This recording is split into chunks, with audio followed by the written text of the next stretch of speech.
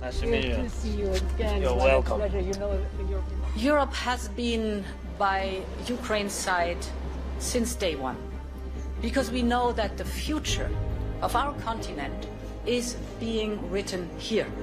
Since the start of the war in Ukraine, the European Union has supported the country through different means. In this episode of Real Economy, we're unpicking exactly how the money is helping the people and the economy of Ukraine.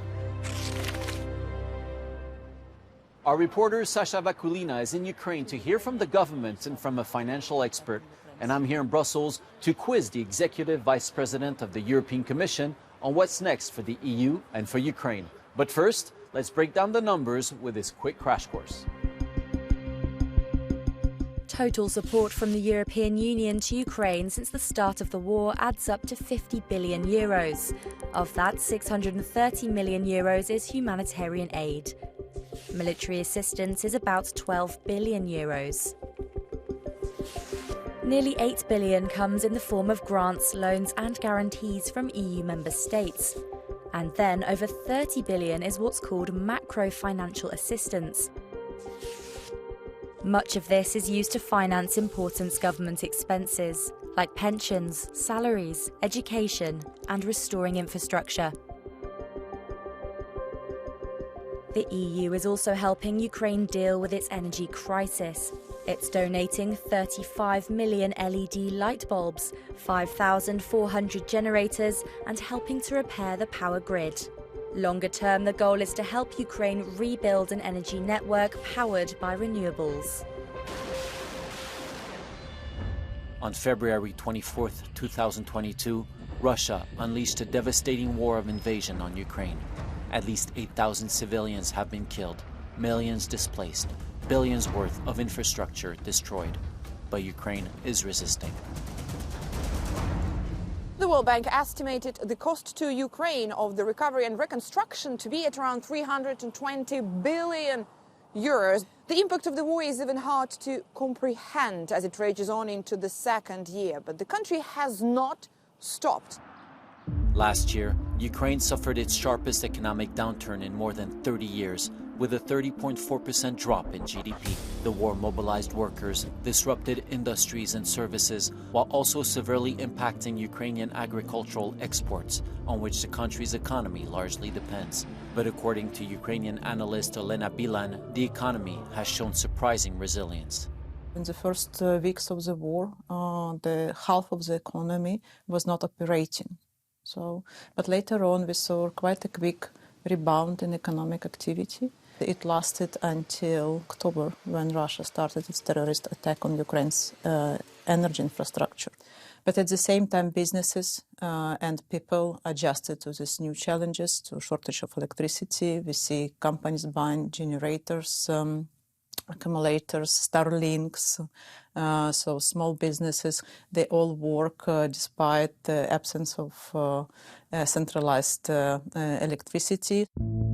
Besides winning the war, this economist says restoring Ukraine's energy grid is the main short-term priority, as Russian missile strikes damaged at least 40% of the country's energy facilities. And in the long run, reforming the country will be an essential element for attracting investors and boosting the economy. Ukraine really needs to make further steps on reform paths. That will not bring an immediate result, but I think Ukraine's authorities would need to show really an appetite and their will to reduce corruption. To support Ukraine's financial needs, the European Union has committed to lend 18 billion euros in 2023 alone at favorable loan terms. The funds will be dispersed in several installments and be tied to the respect of the conditions laid out in the Memorandum of Understanding between Brussels and Kyiv.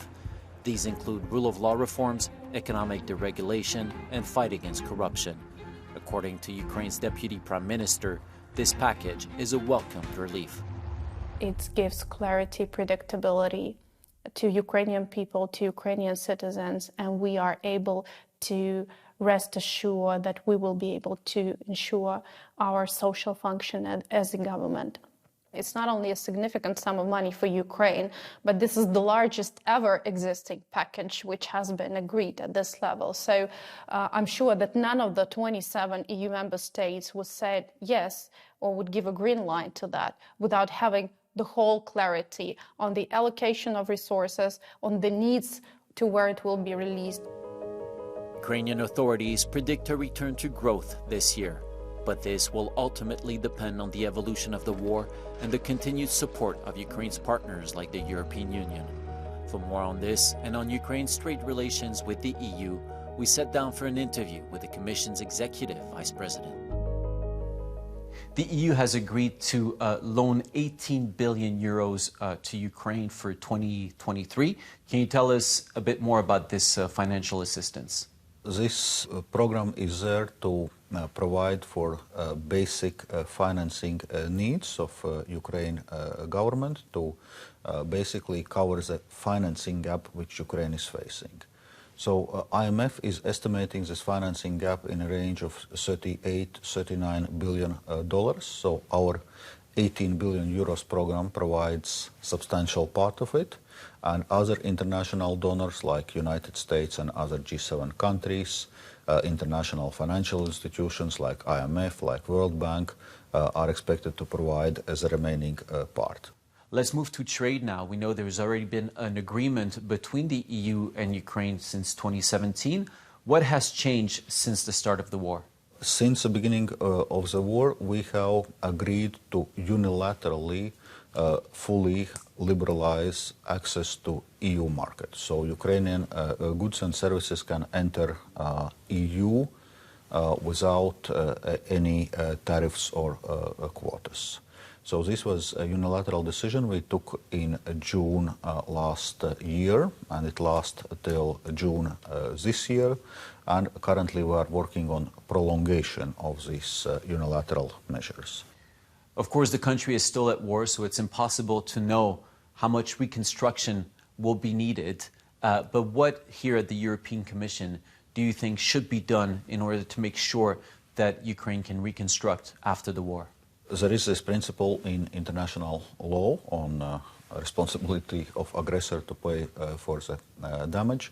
The question is how we will be able to enforce this principle, whether Russia will be willing to pay voluntarily, as I say, remains to be seen. We are looking at the possibilities on how the confiscated Russian assets can be used to Ukraine's reconstruction. This is a legal assessment which is still ongoing, which concerns both private assets and also Russia's central bank assets.